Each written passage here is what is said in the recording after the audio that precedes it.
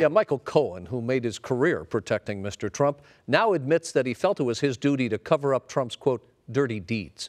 John Fenolio here in the studio with us now. He's got more on the case and how it affects the president. John? Rick and Chair, Michael Cohen is the first member of President Trump's inner circle to receive a significant prison term in connection with special counsel Robert Mueller's Russia investigation. We're also learning that the publisher of the National Enquirer, a Trump ally, has struck a deal and is cooperating with federal prosecutors in the ongoing probe. Michael Cohen declining to take reporters' questions after a federal judge in New York sentenced him to 3 years in prison for violating campaign finance laws, tax evasion, and lying to Congress. But President Trump's former attorney and fixer had a lot to say in court, telling the judge, quote, "The president tweeted a statement calling me weak, and it was correct, but for a much different reason than he was implying.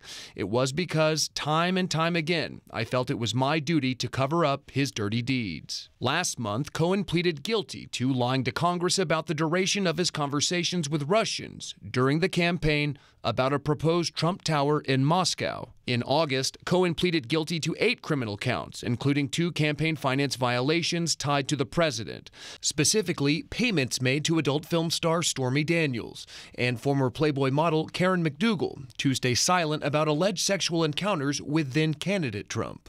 The White House and fellow Republicans remaining largely silent, Democrats pouncing.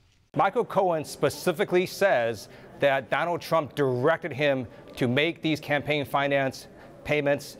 That means we have a person sitting in the White House right now who is essentially an unindicted co-conspirator. And there's more. Not long after Cohen's sentencing, federal prosecutors in his case announcing they've struck a deal not to prosecute American Media Inc. publisher David Pecker. AMI is the parent company of the National Enquirer, which was involved in one of those payments.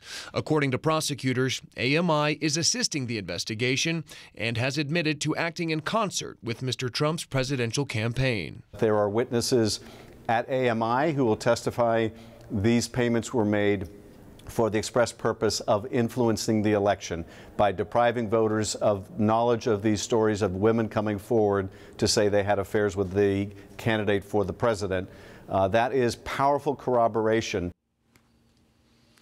In addition to his prison sentence, the judge ordered Cohen to pay nearly $2 million in restitution and fines. Cohen is expected to surrender on March 6th. I'll send it back to you. All right, John Fenolio, thank you for